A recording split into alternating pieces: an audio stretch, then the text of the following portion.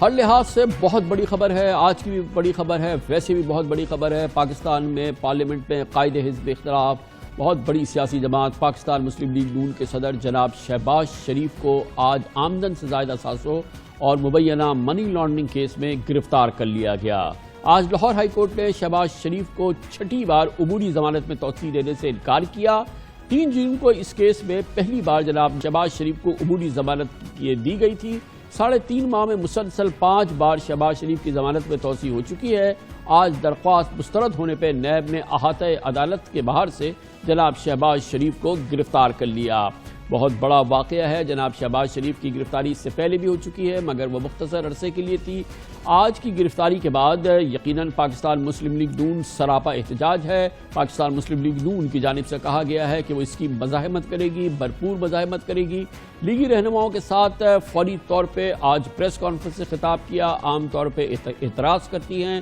مسلم league نون کے نائب صدر محترمہ مریم نواز نے وہ بہت غصے میں تھی اور انہوں نے کہا کہ شہباز شریف کی 30 سال سے مفاہمت کی سوچ ہے، مگر وہ نواز شریف کے حکم پر لبیک کہتے ہیں۔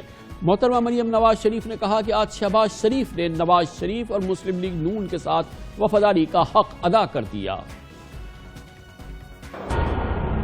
شہباز شریف کو جس چیز کی سزا آج ملی اس کی وجہ صرف ایک ہے کہ شہباز شریف نے سر توڑ کوششوں کے باوجود اپنے بھائی کا ساتھ نہیں چھوڑا، بلکہ انہوں نے وفاداری کی، اپنے بھائی ہونے کی، انہوں نے جو لائلٹی ہے، کمٹمنٹ ہے اپنے بھائی کے ساتھ، بھائی کے کاز کے ساتھ، پارٹی کے ساتھ، ایک لمحے کے لیے بھی وہ ویور نہیں کیے۔ انہوں نے کہا آپ نے مجھے گرفتار کرنا ہے کریں، آپ نے مجھے پکڑنا ہے پکڑیں، لیکن محمد نواز شریف نے جو تقریر کی ہے، جو اے پی سی کا اعلامیہ آیا ہے، جو اے پی سی نے پلان دیا ہے، اس کے اوپر 100% عمل ہوگا۔ میاں صاحب نے جو باتیں کی ہیں، جو تقریر کی ہے، اس پہ شہباز شریف صاحب نے کل بھی یہ فرمایا تھا کہ میں اپنے بھائی کے ساتھ کھڑا ہوں۔ انہوں نے اپنی تقریر میں کوئی غلط بات نہیں کی، انہوں نے اپنی تقریر میں جو کہا وہ آئین کی اور قانون کی روح کے مطابق ہے۔ شہباز شریف صاحب، ان کی ایک ذاتی سوچ ہے، 30 سال سے ہے، 40 سال سے ہے، ان کی ایک سوچ ہے جس میں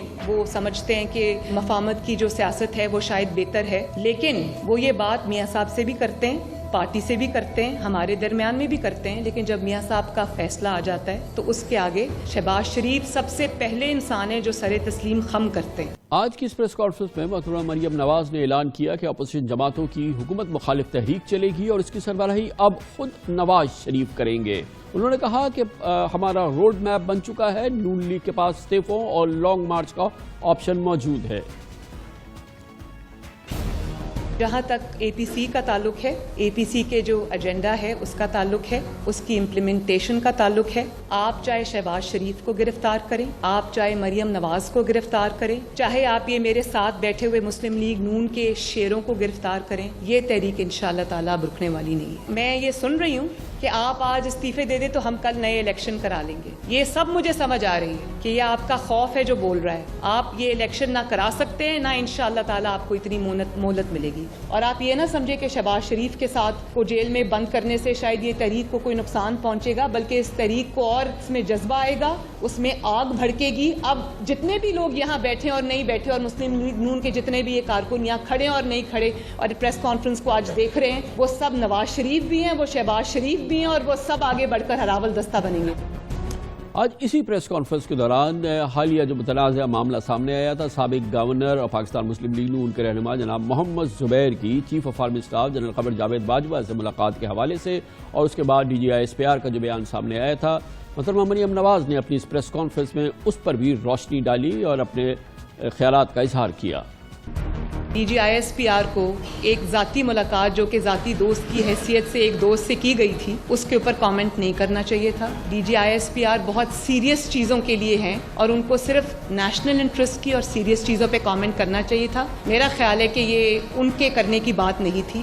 بہرحال انہوں نے جو بات کہی وہ یہ کہی، زبیر صاحب کی ملاقات ہوئی تھی اور زبیر صاحب کی ملاقات کے اندر مریم اور نواز شریف کی بات ہوئی تھی، تو ظاہر ہے جب 4 گھنٹے آپ ملاقات کریں گے، کھانا بھی کھائیں گے، ان کو کھانا کھلائیں گے بھی، اور وہ مسلم لیگ نون سے ان کا تعلق ہے، تو یہ کیا وہ مریم نواز اور نواز شریف پہ بات نہیں کریں گے؟ ظاہر ہے بات ہی ऑलमोस्ट उन्हीं के बारे में होगी। तो अव्वल तो मैं नहीं समझती कि DG ISPR एक डिसेंट इंसान है, मैं इज्जत करती हूँ उनकी, उन्होंने अपने आप को बहुत डिसेंटली कंडक्ट किया है। उनको इस मामले में पार्टी नहीं बनना चाहिए था, उनको एक ज़ाती मुलाकात को सियासी रंग नहीं देना चाहिए था। और अगर वो ये कहते और जवाब में हम वो बातें कर देते जो मेरे इल्म में आई हैं, जो वहाँ हुई हैं, तो फिर तो बुरी बात थी ना, फिर तो बुरी बात थी, फिर तो बात कहीं से कहीं पहुंच जाती। और दूसरी अपनी, वो खुद बता रहे हैं आपको, वो दोनों आपस में दोस्त हैं, उनकी तस्वीर हैं पुरानी मीटिंग्स की जो वो मिलते आए हैं, 40 साल से दोस्त हैं वो। तो आप मेरे पे उसको कैसे ले आए, जबकि DG ISPR ने खुद ये बात नहीं की। तो आप मेरे साथ उसको काइंडली लिंक ना करें,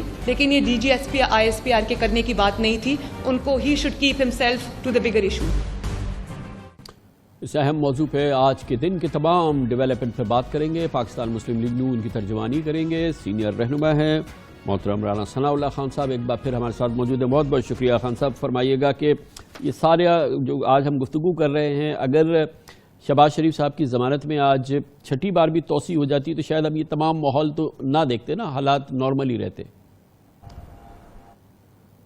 नहीं खान साहब, ये उनकी ज़मानत जो है, अगर इस केस के कानूनी पहलुओं का अगर जायज़ा लिया जाए, इवन क्योंकि मेरिट्स के ऊपर जो है वो बेल बिफोर अरेस्ट स्टेज के ऊपर एक टेंटेटिव असेसमेंट होती है, डीपर जो है वो एप्रिशिएशन नहीं होती।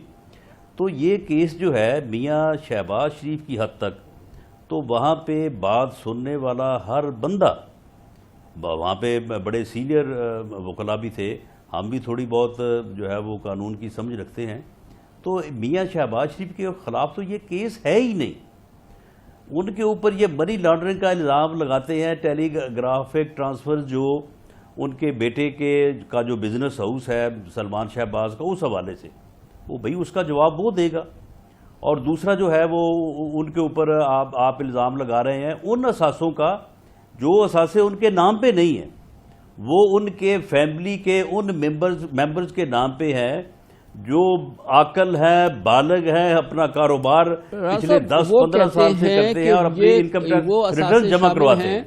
जिसको बाद में चीफ मिनिस्टर हाउस डिक्लेयर किया गया, 8 कनाल का वो घर मॉडल टाउन में जो मोहतरमा नुसरत शहबाज ने ख़रीदा, उसके लिए जो रकूम थी वो इंतहाई मशकूक अंदाज से लाहौर की किसी ऐसे शख्स ने भेजी जो रेडी वाला है और उसके कोई ज़राई नहीं है, बाहर से उसने ये डॉलर्स की रकूम उनके अकाउंट में भेजी, जिससे ये असासा खरीदा गया और उससे चीफ मिनिस्टर हाउस बना।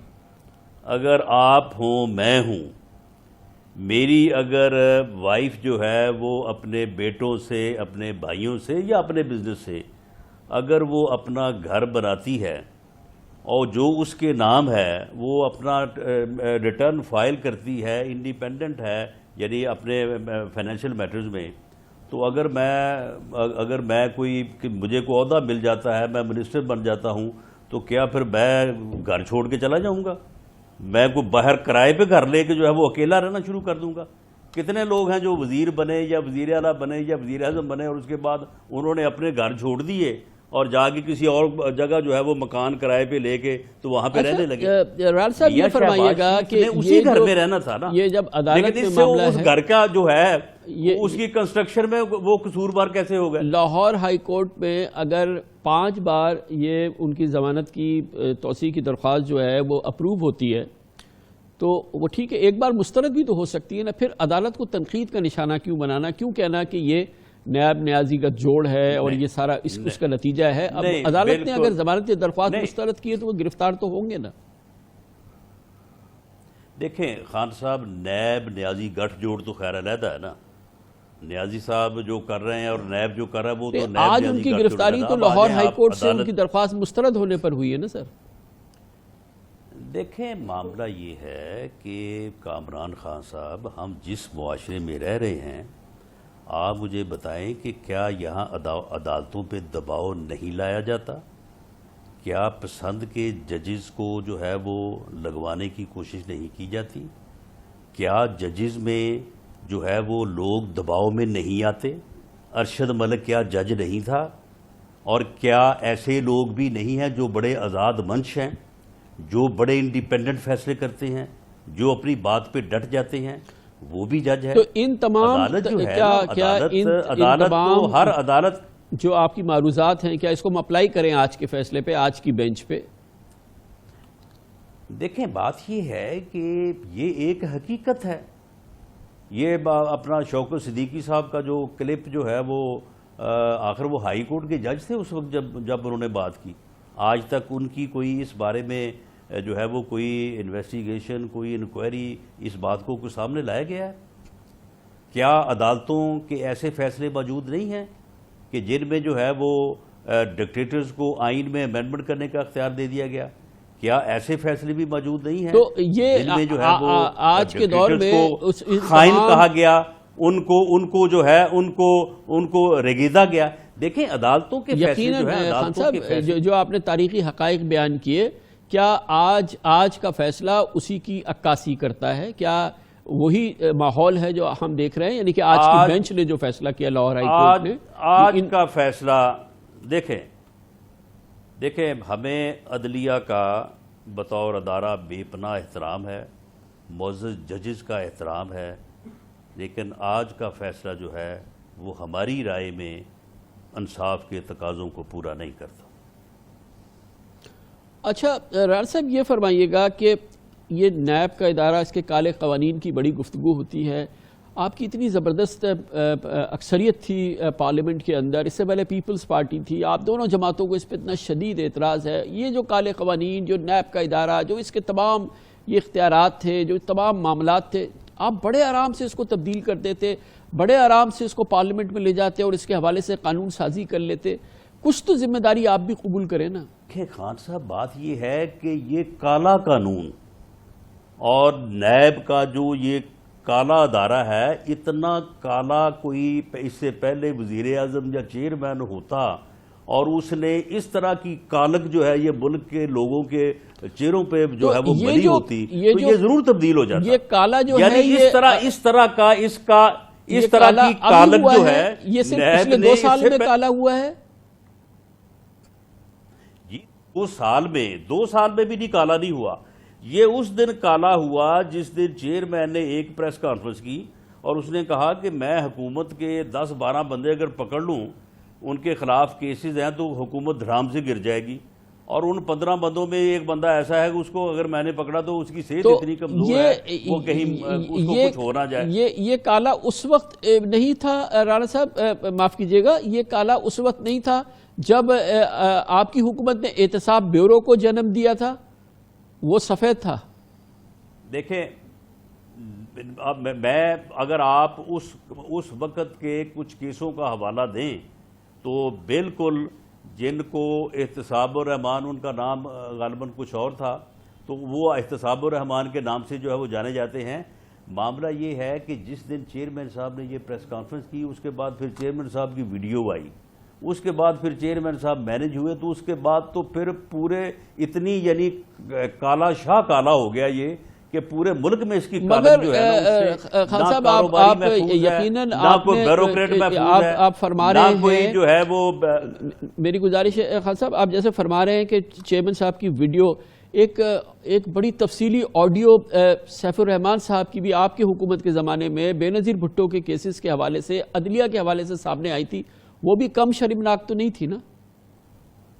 اس پہ آپ نے کیا رد عمل کا اظہار کیا تھا؟ کتنا نقصان ہوا تھا اس پہ سیف الرحمان صاحب کو یا آپ کی حکومت کو؟